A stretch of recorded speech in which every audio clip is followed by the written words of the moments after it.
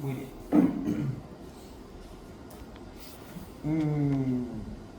¿Dudas? ¿Preguntas? ¿Ninguna? Ok. Se tomar el receso. ¿No? Para mañana voy a ver si consigo 60 collares cervicales para evitar que se me desocurra. Para evitar el trauma cervical. Sí, ya empieza a pegar. ¿Qué hace un simpático lítico? Lo contrario del simpático mimético. Lo contrario del simpático mimético, sí, correcto. Ven que la medicina es fácil, la medicina es muy fácil. Entonces, ¿qué tipo de receptor son los receptores beta? Vamos a empezar hablando de simpaticolíticos de tipo beta bloqueado, porque son los que más usamos. Pero hay varios tipos. Entonces, ¿qué tipo de receptor es el receptor beta? Ustedes que ya vieron, ustedes son los exalumnos recientes del profe Caminos y compañía. ¿Qué tipo de receptor es el receptor beta? Es un receptor acoplado a proteína G. Entonces, si recordamos, generalmente este tipo de receptores utiliza concentraciones de calcio intracelular. Aparte de ese video que vimos o esa animación que vimos del calcio en la sarcómera, recordemos que lo que hacen estos receptores al estimular el receptor beta 1, lo que hacemos es abrir la vía de la enilato ciclasa, ¿cierto? ¿Sí? Estimulamos la producción, se estimula la actividad de la proteína quinasa A, ¿sí? Y esa proteína quinasa A estimula la salida de calcio desde el retículo sarcoplásmico. Y ese calcio lo vamos a llevar hacia los túbulos T y es el calcio que va a llegar, ¿no? Para generar todo el proceso contractivo. ¿Más o menos? ¿Sí lo recuerdan? Acá no sería más bien por la activación de la fosfolipasa. Bueno, miremoslo a ver.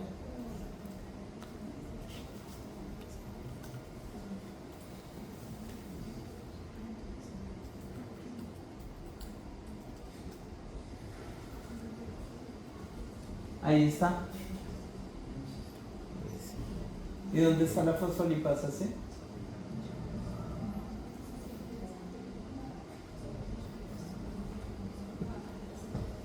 Entonces, cuando yo estimulo el receptor, normalmente, por ejemplo, la epinefrina o la dopamina aquí, ¿qué harían? Estimular esto, activan la enilatociclasa, conversión de ATP a AMP cíclico, me activan la proteína quinasa A, ella viene al retículo sarcoplásmico y estimula la salida de calcio hacia la sarcómera, ¿cierto? Para que sea liberado a través de los túbulos T y me genere todo lo que vimos en la animación anterior. Funciona así. Es la diferencia con los calcioantagonistas como el verapamilo, que ellos actúan directo sobre el canal de calcio, ¿no? Es que son las dos vías de obtención de calcio. Entonces, todo simpático mimético inotrópico me aumenta la frecuencia de la contractilidad del músculo cardíaco, ¿cierto? Aquí hay un error, esto es, me baja la relajación, ¿no? Y aumenta la velocidad también, un simpático mimético, algo que nos falta, aumenta la velocidad de descarga de los nodos. Por eso, en general, los simpáticos miméticos producen taquicardia, todos. Mientras que un simpático lítico de tipo beta bloqueante va a ser lo contrario, ¿no? Me baja la frecuencia cardíaca, la fuerza de contracción también la baja, ¿cierto? ¿Me mejora la sístole o me mejora la diástole? Me mejora la diástole. ¿Listo? Muy bien. ¿Para qué tipo de paciente es el que más se beneficia de un beta bloqueador, de un metoprolol? ¿Cuál es el tipo de paciente?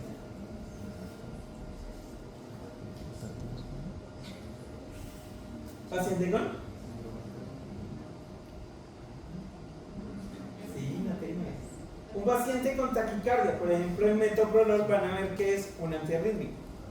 Pero también, por ejemplo, me sirve para el paciente que tiene insuficiencia cardíaca asociada a síndrome coronario agudo, ¿no? El paciente que tiene cardiopatía hipertensiva, que está muy vasoconstreñido, que tiene poca perfusión cardíaca, al hacer que el corazón trabaje más relajado, hace que consuma menos oxígeno y ayuda a que el paciente no sufra tanto las complicaciones, que principalmente es más isquemia e infartarse, ¿sí? Como consecuencia de la falta de oxígeno, más o menos. ¿Listo? Los machos varones masculinos grandes, fuertes, poderosos, puede ser. Mientras. Hacemos un experimento. Sí, tranquilo. Sí, claro, un macho varón masculino grande y fuerte es dos hombres grandes potentes fuertes. Y bien, aplauso para los doctores para que se me ayuden. Vamos a hacer un ejercicio aquí súper rápido. Su merced, tomen este brazo y su merced, tomen este brazo. Eso. Tómenme la muñeca. Ahí está, porque es que no quiero que se quede con mis dedos. Listo. ¿Qué pasa si los doctores hagan toda la fuerza que puedan? ¿Listo? ¿Qué pasa si yo trato de contraerme aquí? No puedo, ellos dos me van a ganar toda la vida, ¿de acuerdo? Ahora, tómenme del antebrazo. Del antebrazo. Yo les diría que me acaban con las dos manos. Y hagan fuerza.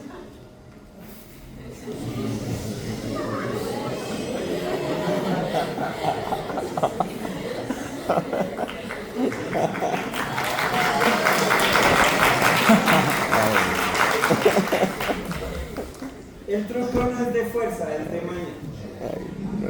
¿Qué fue lo que acabamos de simular con los doctores? Lo que acabamos de simular es una miocardiopatía dilatada o una falla cardíaca con caída de la fracción de eyección.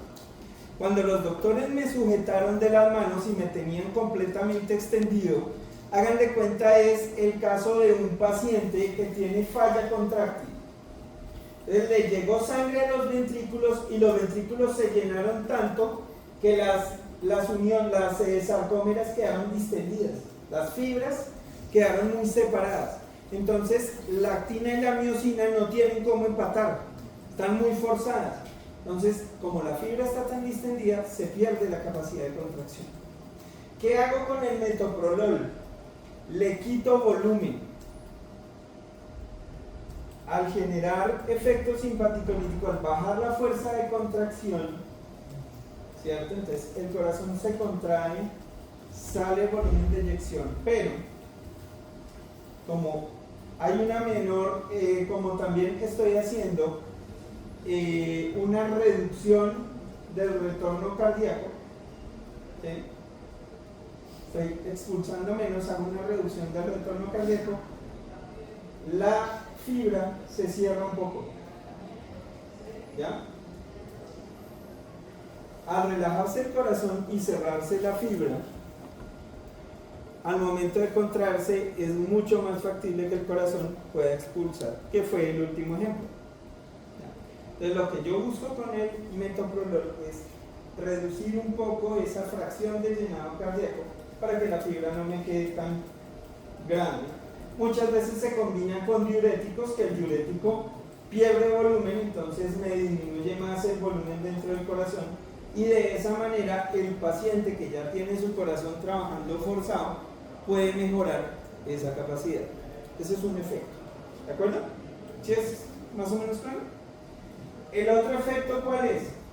Cuando yo me infarto, pues como consecuencia de hipertensión, o cuando sufro hipertensión, la cardiopatía hipertensiva se genera, ¿por qué? Porque hay una resistencia vascular periférica, ¿cierto? Entonces, como tengo cerrada la tubería, el motor tiene que trabajar forzado, tiene que trabajar a más velocidad. Y la respuesta de eso, ¿cuál va a ser? Hipertrofia. Entonces el corazón tiene que agrandarse. Pero se agranda a punta de que no de generar, no de reclutar más fibras, sino de engrosar las que ya tiene. Y esas fibras no van a aumentar la fuerza, simplemente lo que van a hacer es más presión sobre quienes. Acuérdense que las coronarias están subepicárdicas, los troncos más grandes, las coronarias principales están debajo del epicardio. Entonces cuando yo ingreso el músculo, comprimo coronaria. Si el músculo es demasiado grueso, entonces la coronaria queda apretada entre el músculo. Al reducir la contracción muscular, al reducir el efecto hipertensivo, recuerden que los beta-bloqueantes eventualmente al bajar la frecuencia cardíaca generan a nivel periférico disminución de la resistencia vascular, porque está llegando menos flujo.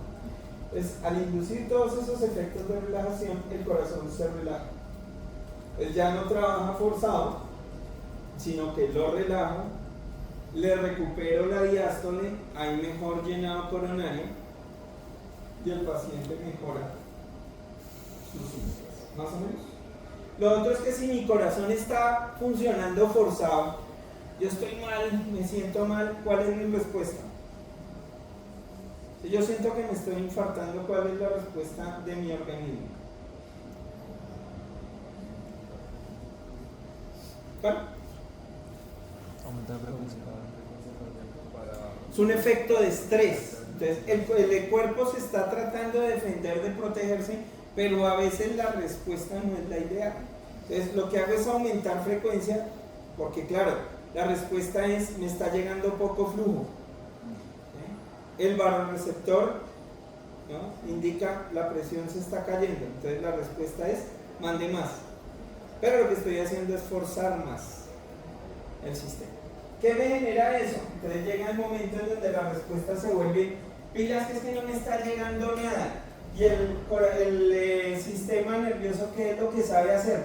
No, listo, no le está llegando nada, entonces estimule hipófisis, estimule glándula suprarrenal y produzca catecolaminas. Entonces produzco más catecolamina y lo que hago es un círculo vicioso donde todo va empeorando. Y a medida que produzco más catecolamina, más isquemia al miocardio. Y eso me genera infartos, se me muere ese miocardio y ese miocardio se pasa cuando se muere, recordemos, todo lo que se muere se vuelve cicatriz. ¿Qué es cicatriz?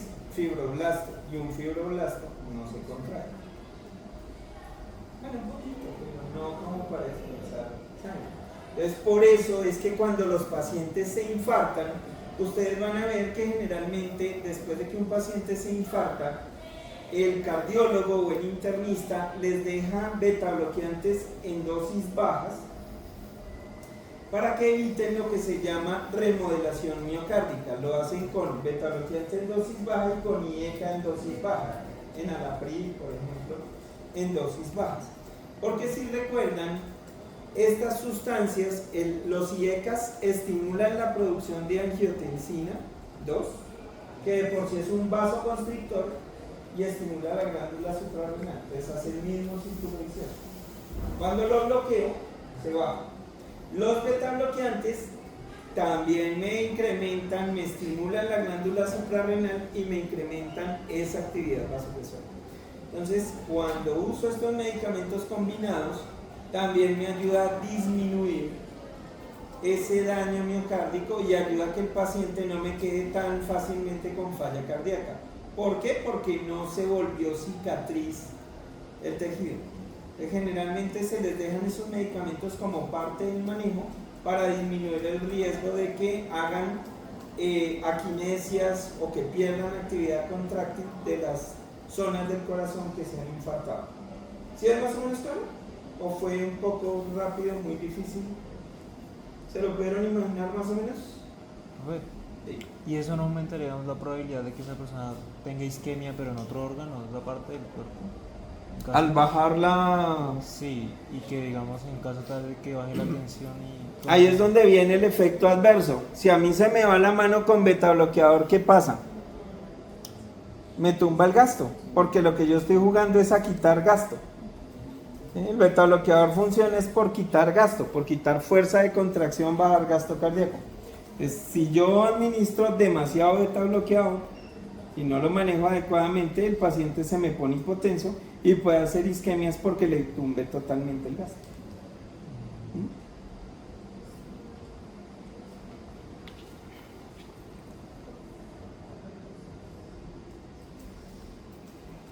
Muy bien. Porque un beta bloqueante me sirve para el glaucoma. Porque un simpaticolítico me puede servir para el glaucoma. Hay un medicamento que se llama Imolol, que se usa para el glaucoma y es un beta bloqueante. Disminuye la presión intraocular, disminuye la presión intraocular. Por aquí.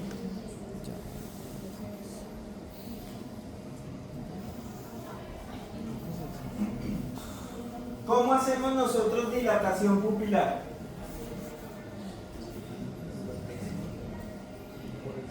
Simpático. ¿Cuál es el mecanismo de dilatación pupilar?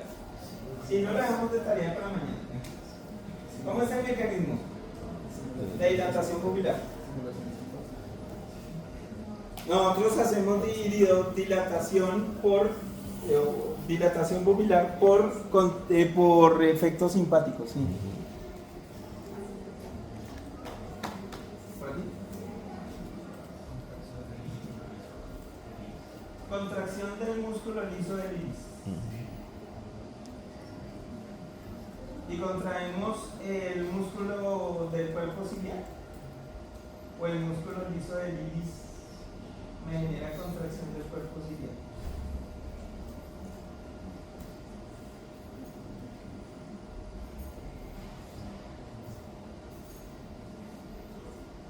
¿Sí?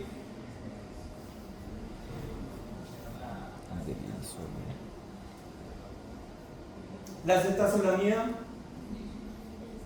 La acetazolamida es un buen medicamento que se ha utilizado para manejo del glaucoma, porque acuérdense que nosotros tenemos, casi ya nos metemos en otro terreno, pero bueno. ¿Se acuerdan que nosotros tenemos, ¿cómo es que se llama? Anhidrasa carbónica. La anhidrasa carbónica, recuerden que tenemos anhidrasa carbónica no solo en los riñones, sino también los tenemos en los ojos. Y es el mecanismo que tenemos para producir hemorragia. La acetazolamida, al bloquear la anhidrasa carbónica, bloquea la producción de hemorragia. Un tipo de glaucoma que se puede producir es por sobreproducción de hemorragia.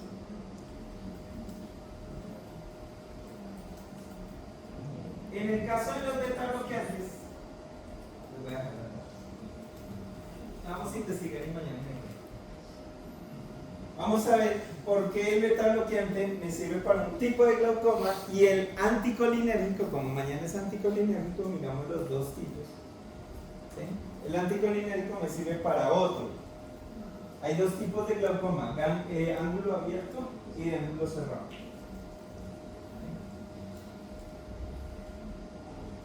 Cada uno me sirve preferiblemente para un tipo. Incluso a veces cuando se usa en el tipo contrario lo empeora. Son dos mecanismos diferentes. Vamos a dejarlo por ahí. Ahí en stand-by. Mañana lo reviso. Ustedes lo investigan y lo revisan.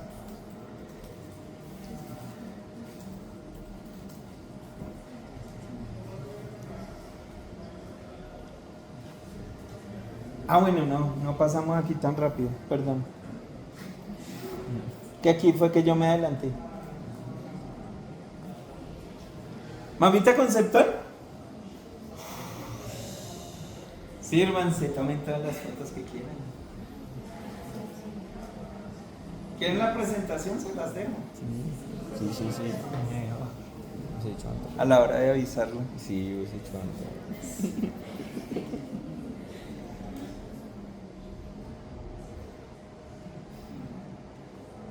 Entonces, vamos a los conceptos básicos. Un bloqueador de receptores adrenérgicos es el que bloquea la acción Los de receptores. los neurotransmisores adrenérgicos. Hasta ahí, fácil. ¿Sí? ¿De acuerdo? Entonces, simpaticolíticos para dummies. Fácil. Ahora, ¿cómo lo puede hacer? Entonces, vámonos por el lado alfa.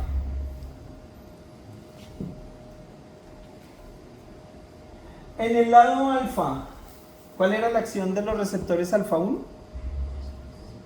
Sí. Vasoconstricción. Entonces, ahí tenemos que tener en cuenta dos cositas básicas.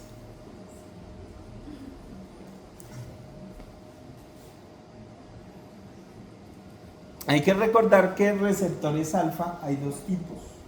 Alfa 1, que ya vimos que puede haber A y B, y alfa 2. ¿Correcto?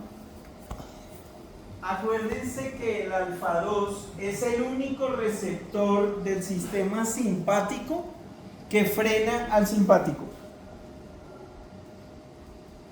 Es el receptor regulador. ¿Cuál es la función de los receptores alfa 2? Cuando mi simpático está demasiado disparado, bajarlo, frenarlo. Entonces, por ejemplo, cuando yo estimulo un receptor alfa 2, tengo efecto antihipertensivo. Ahí está la clonidina y la alfa-metildopa. Entonces, estimulé un receptor simpático, pero el efecto que tuve fue simpaticolítico. ¿Por qué? Porque lo que hice fue regular a la baja el neurotransmisor. ¿Sí? ¿Es claro? Esos receptores alfa 2 generalmente son presinápticos y lo que hacen es estimular recaptación y reducir o disminuir la actividad simpática. A nivel central, estos receptores alfa 2 son muy importantes a nivel central, ayudan a generar señales al cerebro que lo que hacen es enviar la señal de cálmese. Ya pasó el estrés, cálmese. ¿Para qué está diseñado ese receptor alfa 2? Para hacer lo que generalmente hacemos en todo el organismo.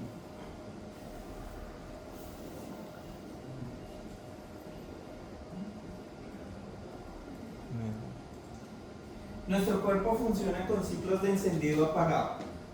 Para yo estar despierto, para yo despertarme previamente tuve que estar. Para yo tranquilizarme previamente estuve. Alterado. Acelerado, ansioso, etc. Para yo comer tuve que tener hambre. Entonces todo es ciclos. Yo no puedo tener el simpático todo el tiempo, porque ahí es la fase. ¿No les ha pasado que han tenido demasiado estrés en un día y llega un momento en que sienten que se quemaron?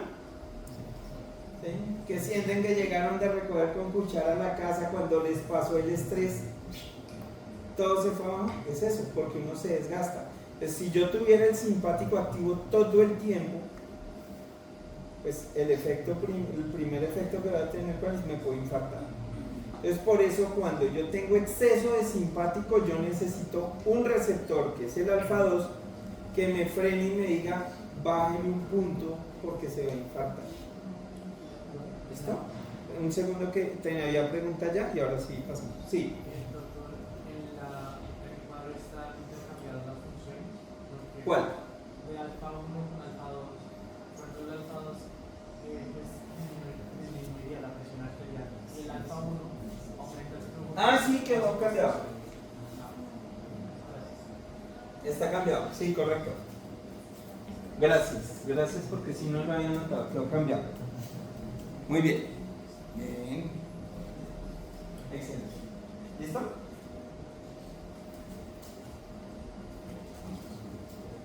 Ah, bueno, ahora no, mentiras, no es que esté cambiado. Es que ahí lo que les aparece es el efecto del bloqueador, no el efecto del receptor. Entonces,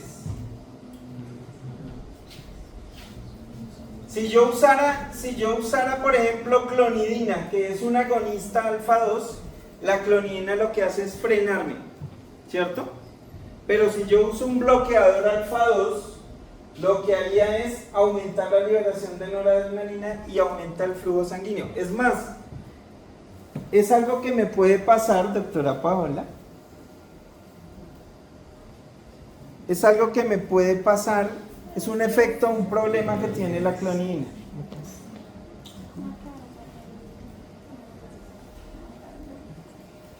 ¿Tienes ya? Sí. Ya me lo. Entonces, ¿qué pasa? La clonidina tiene una circunstancia. Ustedes van a ver que de pronto en manejo de hipertensión clonidina ya no se usa tanto. Es un muy buen antihipertensivo, es excelente, de por sí es un vasodilatador súper potente, pero tiene un problema y es que tiene efecto de rebote. Cuando usamos clonidina en los pacientes, generalmente esa clonidina hace el bloqueo alfa 2 y el paciente hace una muy buena vasodilatación, baja su presión arterial y hace un muy buen perfil antihipertensivo. Pero si usted se la quita, al día siguiente llega a urgencias por emergencia hipertensiva. Usted le quita el efecto de la clonidina al paciente, inmediatamente se dispara la tensión. ¿Sí? Se le sube completamente porque le quitó el efecto alfa 2. Se lo quitó, entonces se trepa la tensión. Eso es el problema que tiene la clonidina y la alfa-metildopa, que son dos vasodilatadores que funcionan por efecto agonista alfa. Si yo bloqueo un receptor alfa, voy a tener subida de cifras hipertensivas, subida de cifras tensionales muy importante. ¿Ok? Entonces, ese es un mecanismo. ¿Por qué? Porque cuando yo estimulo un receptor alfa, lo que hago es, ¿alguna vez han hecho el ejercicio de acelerar una moto o un carro teniéndolo frenado? Eso es lo que hace un receptor alfa 2. Es coger el simpático y lo amarra y quieto, quieto, quieto. ¿Sí? Entonces usted tenga algo así y quítale el freno. Se le va. Entonces ese es el problema que tiene. ¿Más o menos? Sí, sí, sí. Listo. Muy bien.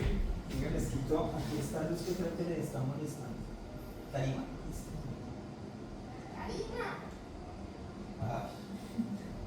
¿Ahí mejor? Ok. ¿Listo? Ahora sí, claro. Entonces, ahora, receptor alfa 1, si lo estimulo, tengo subida de la presión. Si lo bloqueo, lo que le pasó a mi abuelita. Entonces, aquí tengo, por ejemplo, el efecto alfa 1 bloqueador de la amitriptilina. ¿Qué medicamento tengo con este efecto que es muy útil en clínica? Van a escuchar un beta bloqueante que se llama labetalol. Se usa mucho para crisis hipertensivas y es que tiene una característica. El labetalol es un beta bloqueante, pero es un excelente bloqueador alfa 1. Es un beta bloqueante con mucho efecto alfa. Es beta 1 y alfa 1 al tiempo. Entonces ustedes van a ver, por ejemplo, que es una de las alternativas nuevas para manejo de emergencia hipertensiva. El paciente que hace ACV y tiene cifras tensionales 200, 110, por ejemplo, generalmente se les utiliza labetalol para manejar un efecto vasodilatador controlado, ¿sí? Que baje las cifras a niveles de seguridad y evite que el paciente haga una hemorragia, porque con cifras muy elevadas se rompe la arteria. ¿Más o menos? Entonces la labetalol me da ese beneficio. Es un muy buen antihipertensivo, por ejemplo, también en preeclampsia, en la crisis hipertensiva del embarazo. También es una de las alternativas que tenemos, porque es seguro en el embarazo, tiene poca penetración al feto. Entonces es una buena alternativa. ¿Vale? ¿Listo? ¿Sí? Ya tenemos claro ahí, ¿no? ¿Mi doctor? ¿Sí? Ok. Ok. Entonces ya puedo preguntar todo esto en el parcial.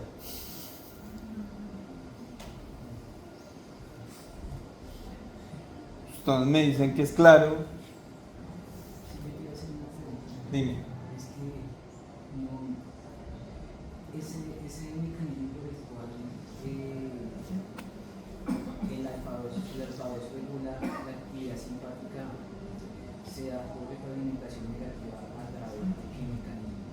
A nivel periférico es haciendo recaptación de catecolamina.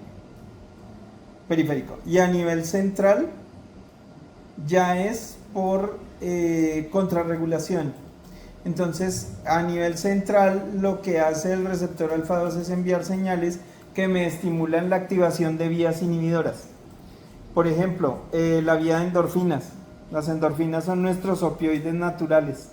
Cuando yo aumento la secreción de endorfinas, bajo el simpático. O el sistema GABA. Una neurona GABA es reguladora del simpático. Por eso, por ejemplo, yo les decía a un paciente que ha consumido cocaína y está en agitación, usted lo quiere tranquilizar, quiere que esté mejor, reducir el riesgo de infarto, colóquele una benzodiazepina, que es un agonista GABA, le baja el efecto simpático tema. Esa es la manera como lo hace. ¿Sí? ¿Más o menos? ¿Sí fue claro para todos? ¿O fui muy rápido? Es que a veces voy muy rápido. Doctores, díganme tranquilos. Si alguien necesita que repita algo, si alguien, doctor, no le entendí, digan tranquilos. Si no les gustan mis chistes, también digan tranquilos. Okay. Si me paso, digan tranquilos. Que a veces uno dice cosas y se le pasa. Profe, por eso digamos es que dicen que se puede contrarregular la cocaína con el alcohol, por ejemplo, porque el alcohol activa GABA. Eso es algo que se dice culturalmente, pero no lo haga. No, pues yo no, pero pregunto. O sea, que no lo haga el paciente, sí, no, digo que sumerse. Un amigo. De entrada yo lo que le digo a todos, no consuman drogas, mejor no intenten hacer esas cosas. Cuando uno los ve en urgencias, es algo que la gente suele hacer, pero es una pésima idea. El alcohol sí es GABA, pero es que acuérdense que el alcohol no impregna todo el cerebro. ¿Por qué se prende uno cuando toma trago? Si es un agonista GABA. ¿Han visto alguna vez? Yo sé que ustedes no toman, nunca lo han dicho, pero ¿han visto alguna vez una persona que ha tomado trago y ven que se prende? Es porque el alcohol lo primero que hace es bloquear las zonas de control cerebral.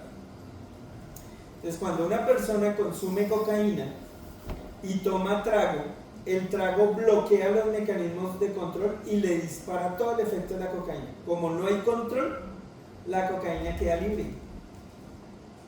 Entonces se dispara todo el efecto emocional, el paciente empeora. Y lo otro es que el alcohol y la cocaína unidos generan un metabolito que se llama coquetileno, que es muchísimo más tóxico y es el que incrementa hasta 4 veces el riesgo de infarto, produce daño renal, daño hepático. Entonces, una pésima cosa. Pero por ejemplo, si me llega el paciente en ansiedad a urgencias, una benzodiazepina sí sería una buena alternativa. De por sí es lo primero que uno hace. Porque es un agonista GABA, pero él sí impregna todo. Entonces no me deja mecanismos de control sueltos, sino que bloquea totalmente. Esa es la diferencia. ¿Sí? Doctoras, ¿bien? ¿Seguro?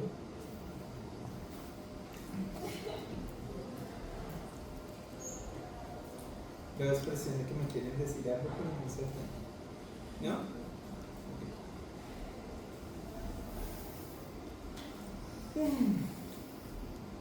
Bueno.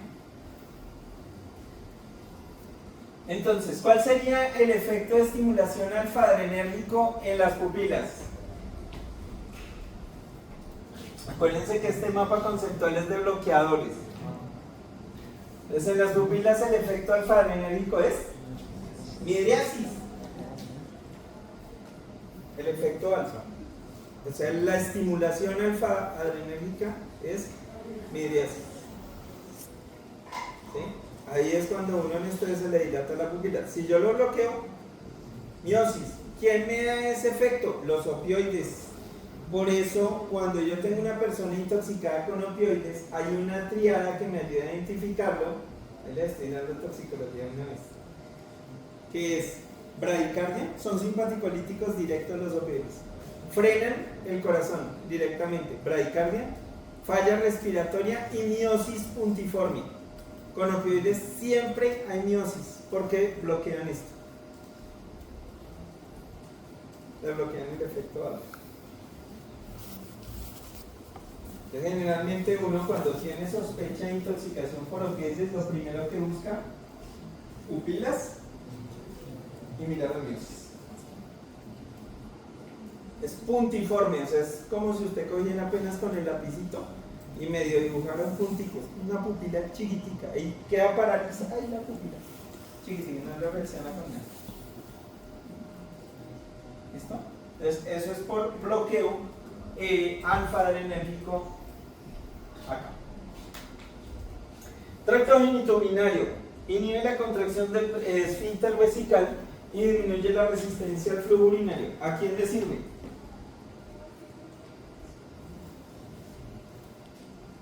¿A quién le serviría un bloqueador alfa-adrenérgico con acción genitourinaria? ¿Alguien que le haga cálculos? Dilo, déjalo salir, sí, seguro que es lo que vas a decir, claro. Sin miedo, de una. Casi un poco más que la cistitis, pero sí, el paciente con dificultad miccional. Pero ¿quién es el que más se beneficia? El paciente con cáncer de próstata o hipertrofia prostática, hiperplasia prostática benigna. Ese es el que más se me beneficia. ¿Qué medicamento van a ver que utilizan mucho para estos pacientes? Mi papá lo usaba, en paz descanse. Murió por un cáncer de próstata. Todavía me hace falta. Sí, todavía lo es.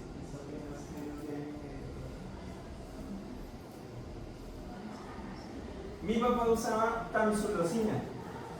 Entonces vamos a ver que aquí tengo varios beneficios. Hay medicamentos alfa-1 bloqueadores directos como la prazosina, la terazosina, el doxazocin, que son más cardiovasculares, se usan más como antihipertensivos, pero opciones como la tamsulosina son muy selectivas sobre el músculo vesical. Entonces se usan más para próstata, cáncer de próstata. Y ayuda a mejorar los síntomas de retención urinaria en el paciente. ¿Listo? Tamsulosina se llama. ¿Ok? Muy bien. Bien.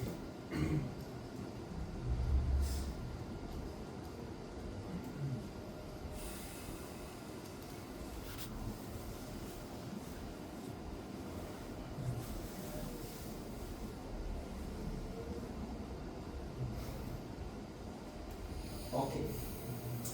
En el caso de los receptores adrenérgicos a nivel metabólico, si yo estimulo receptores alfa, recuerden que cuando nosotros estamos en situaciones de estrés tenemos aumento de hormonas contrarreguladoras, ¿se acuerdan?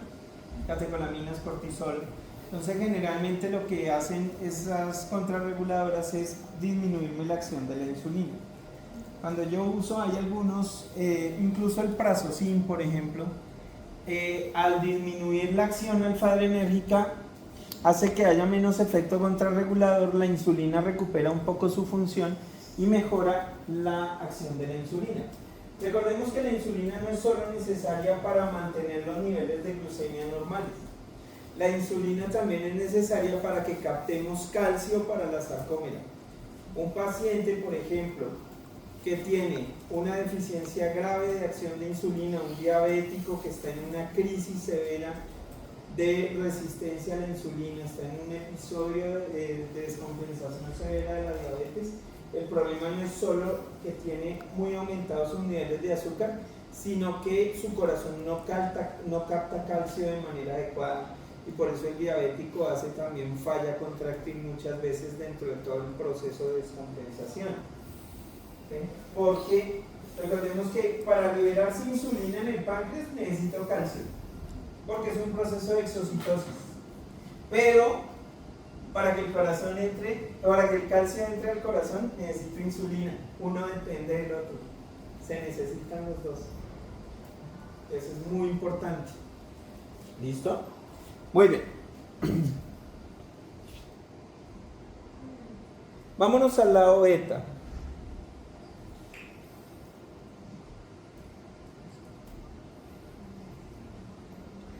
Entonces aquí tenemos los efectos principales cuando tenemos bloqueo beta. Uno de los efectos más importantes del bloqueo beta, bradicardia. ¿Listo? Vamos a ver que entra una de las recomendaciones cuando uso beta bloqueantes intravenosos, por ejemplo, metoprolol que hay en ampolletas, es necesario para la vida, nunca lo coloquen rápido.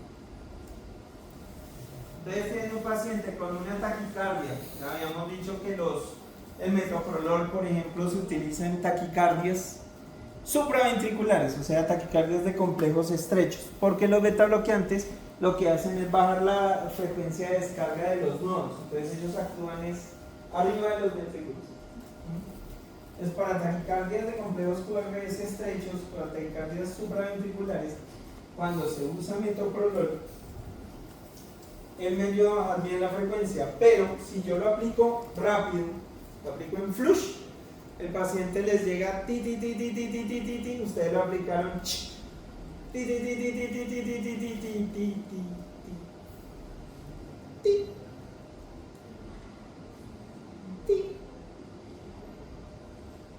ti, y el paciente lo voltea a mirar.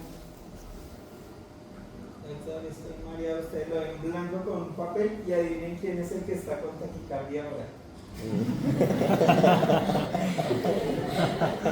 Les toca ponerse un metoprolol, no sé, yo me asusto más verla con la vida. Este paciente, un paciente beta bloqueado, ustedes lo ven y ya se me va a morir. Yo lo viví con mi papá, fue mi primer paciente con fibrilación auricular en el rural. Yo era el de turno y me llegó mi papá. Debutó con fibrilación auricular en un turno mío rural. Y me tocó en esa vez, no había metoprolol, me tocó con verapamilo con calcio antagonista y no había sino verapamilo en tabletas, nada más. Yo ahí le aprendí a coger respeto al verapamilo. Le dije a la enfermera, jefe, démosle a mi papá 40 miligramos de verapamilo, la tableta N80, ¿no? Entonces le di media tableta y se bloqueó. Me pasó de 140 de frecuencia a 38. Y ahí, y uno sufre. Pues imagínense, si uno se angustia con un paciente, que el paciente sea el papá de uno, más bravo todavía.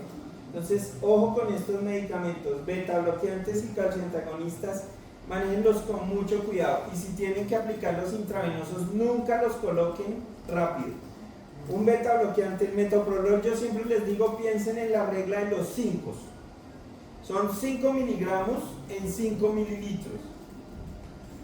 ¿Correcto? Y si voy a pasar los 5 miligramos, se pasa en 5 minutos.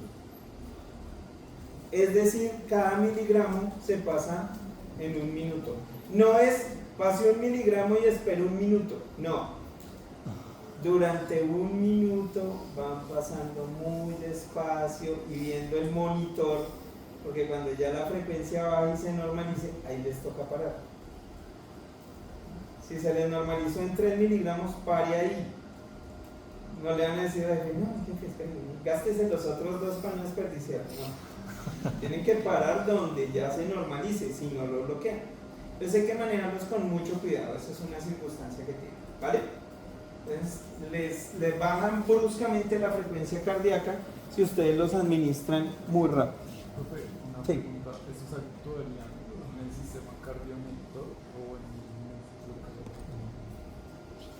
el Receptor beta. Le bloquean el receptor beta directamente. Entonces, y pues ya directamente en el nodo sinusal, ¿sí? Recuerden también que, a ver, en el nodo sinusal, ¿cómo funciona? El nodo sinusal se despolariza por sodio y entra calcio. Entonces, para que el nodo sinusal descargue, tiene que entrar sodio, tiene que entrar calcio. El beta bloqueante le interrumpe ese circuito de entrada de sodio-calcio, entonces el nodo sinusal empieza a bajar la frecuencia de descarga. Y ahí lo bloquea. ¿Cómo se pega unos sustos de fácil en la vida? Pues sí, esas cosas pasan. Yo siempre digo que la familia lo quiere a uno tanto que muchas veces se enferman para que uno aprenda. Yo aprendí muchísimo de las enfermedades de mi papá y de mi abuela. A mí me tocó reanimar a familiares. Y lo acepto así, me sirvió para aprender. Así es la vida, doctores. Uno aprende de las maneras que uno nunca se imagina. Bien. Un beta bloqueador me puede producir broncoconstricción. Afortunadamente los nuevos que tenemos ya no lo hacen tanto, el metoprolol no, porque hay beta bloqueantes que son cardioselectivos. Beta bloqueantes como el metoprolol actúan en el corazón. Pero el primer beta bloqueante que tuvimos, que era el propranolol, no sé si lo han escuchado, el propranolol no era selectivo. Bloqueaba todo lo que había. Entonces me bloqueaba no solo receptores beta 1, sino también beta 2. Como bloqueaba los beta 2, los pacientes avisaban broncoespasmo. Pues ese primer beta bloqueante decía, por ejemplo, si el paciente era asmático, estaba contraindicado usarlo. Ya en la actualidad hablamos de que los beta bloqueantes cardioselectivos nuevos no tienen contraindicación en asmáticos. Pero antes sí. Porque se pegaba uno el susto, le colocaba el propranolol al paciente para dar la frecuencia. Señor, ¿cómo se siente? Y el hombre ahí en el broncoespasmo de la mano y uno ahí. Y uno taquicárdico ahí, ahora aquí. Porque además el problema, ¿cuál es? Imagínense, ustedes le pusieron el propranolol para bajar frecuencia, les hace broncoespasmo y ahora ¿qué hacen? Le ponen salbutamol, que le sube la frecuencia cardíaca. Lo acabo de sacar de una taquicardia y ahora le voy a poner algo que le va a poner taquicardia. Entonces la decisión se vuelve durísima. Entonces se pega uno el susto. ¿Qué hago aquí para desembarrarla? Y ni siquiera es una embarrada, son cosas que pasan. Listo. Entonces eso vamos a tener. Que si ustedes ven los síntomas en general del beta bloqueo, ¿qué es? Bajo gasto. Bajo gasto. Se me cae el gasto cardíaco, entonces tengo fatiga, tengo debilidad, ¿no? Síntomas de hipoperfusión. Puedo tener la broncoconstricción que ya la mencionamos, las extremidades frías, ¿qué es? Se cayó el gasto. ¿No? Entonces, como se cayó el gasto, hago vasoconstricción periférica para tratar de retener el flujo esplénico. Simplemente, eso es. Bien, entonces, si hago beta bloqueo, ya saben, en corazón vamos a tener disminución de la frecuencia cardíaca, disminución del gasto. Me disminuye la demanda de oxígeno, que fue lo que hablamos ahorita. ¿Se acuerdan del paciente con cardiopatía hipertensiva? Uso el beta bloqueador para que el corazón trabaje relajado y no consuma tanto oxígeno. Por eso la indicación es más en pacientes con cardiopatía hipertensiva o los pacientes que tienen taquicardias, fibrilación auricular, por ejemplo, con respuesta ventricular rápida, que era lo que tenía mi papá, o taquicardias supraventriculares en las que yo necesito es bajar frecuencia, mantenerlo controlado para que no me haga bajo gasto y no me consuma mucho oxígeno. Para eso es que lo usamos. En los bronquios entonces vamos a tener un efecto adverso, ¿no? A mí no me interesa que el paciente se broncoconstriña, ¿o sí? ¿Existen medicamentos para contraer los bronquios? ¿Hay broncoconstrictor? No, a nadie le interesa que se cierren los bronquios. A mí no me interesa nunca jamás cerrar los bronquios a un paciente. De entrada el broncoespasmo siempre va a ser un efecto adverso. ¿Sí? Yo nunca lo busco. Y va a ser en los no selectivos, como el caso del propranolol. En los ojos, ahí está el efecto del timolol. Miren que disminuye la presión intraocular, esa es nuestra tarea de mañana. Entonces disminuye la producción de humor acuoso también.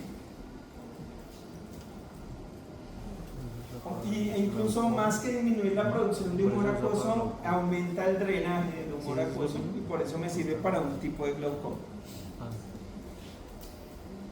En el caso del bloqueo beta,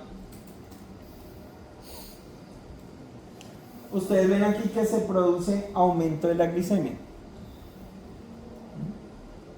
Aquí de paso un mensaje, porque a mí me pasó mucho con mi papá. Mi papá lo tenían como prediabético.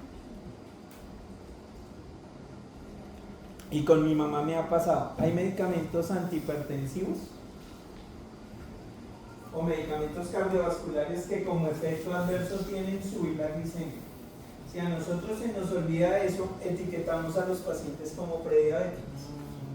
Entonces, por ejemplo, mi papá y mi mamá, ellos mantenían, mi papá mantenía, mi mamá mantiene glicemias. Cada que le hacen la glicemia le sale, por ejemplo, en 105, 107.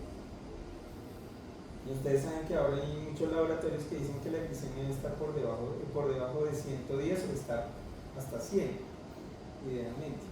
O a veces dan 110, 112, entonces el médico lo mira y no, mira, entonces tienes que tener cuidado y lo manejan como prediabético y empiezan, tienes que quitarte de la dieta, no sé qué, Mis papás de entrada no toman nada con azúcar, se cuidan mucho con ese tema, entonces empieza el paciente a sufrir, pero si es que yo me quité todo, ya no como ni golosinas, no hago nada, como así que sigo prediabético o prediabética. Entonces toca explicar, toca tener en cuenta que, por ejemplo, el beta bloqueante, ¿se acuerdan que dijimos que yo necesito calcio para liberar insulina? Pues como el beta bloqueante me disminuye la entrada de calcio a la célula beta del páncreas, disminuye la producción de insulina y entonces el paciente tiende a hacer elevación de la glicemia. Pero no es culpa del paciente, es efecto adverso del medicamento. ¿Qué otros medicamentos tienen características similares? La hidroclorotiazida, que es diurético. La hidroclorotiazida por otra vía genera resistencia a la insulina, entonces el paciente tiende a estar hiperglicémico. No me crean a mí, revísenlo en las farmacologías y verán. No lo van a hacer, tienen cara de no lo voy a hacer, yo le creo.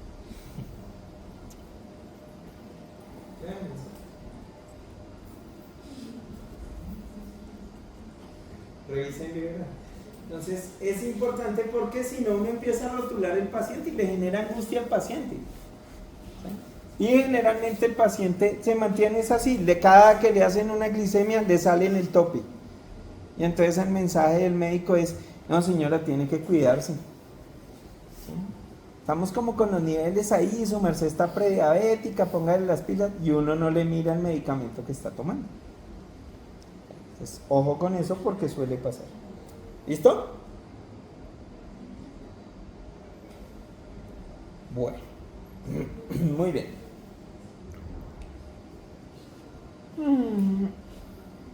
Bueno, este mapita, de pronto van a decir, ¿y por qué no nos mostró el otro mapita conceptual? Este que ustedes ven aquí, tranquilos que ese se los dejo, es toda la carreta que les di de simpaticomiméticos. Ese es el mapita de resumen de simpaticomiméticos, de agonistas adrenérgicos. Ahí están los directos, los indirectos.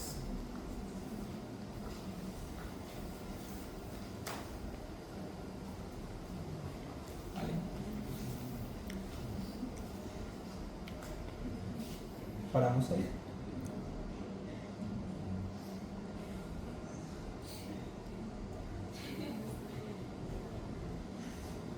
Bueno, mis doctores. Mañana vamos a arrancar con un taller. Un ejercicio. ¿Listo? Les voy a poner unos casitos y ustedes van a escoger qué tipo de medicamentos seleccionarían para ese paciente. ¿Okay? Mis doctores, de pronto voy a ver si logro organizar, pero de pronto voy a tener que disculparme con ustedes porque estoy tratando de escaparme de una reunión que me citaron a las 7 por aquello de los cargos actuales. Entonces voy a tratar de escaparme de esa reunión, pero si no les voy a pedir un favor. Yo pues, dejo el taller, vamos a ir trabajando y hacemos la retroalimentación inmediatamente. Yo llego, ¿de acuerdo? Si no, pues ya venimos y vamos a hacemos el taller directo. Hablar con el profe y a ver si me disculpan mañana y ya no me gustaría la reunión. Yo ya tenía 55 minutos.